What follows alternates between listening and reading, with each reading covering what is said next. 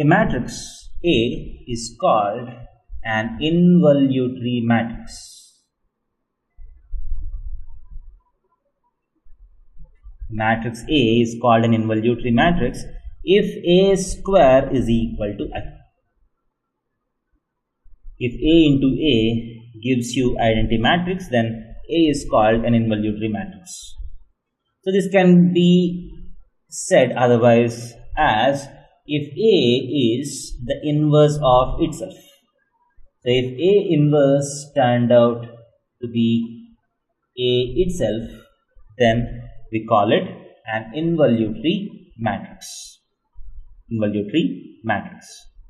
For example, so if you have the matrix -5, -8, 3 and 5.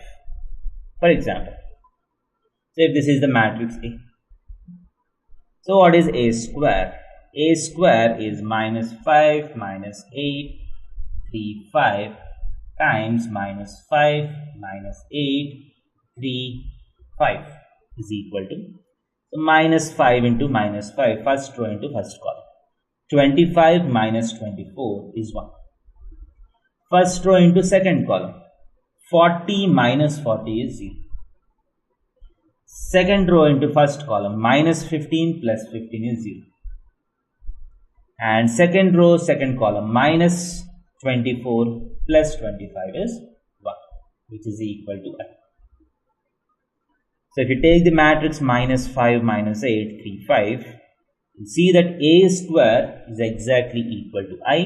Hence, this is an example of involutory matrix. Involutory matrix.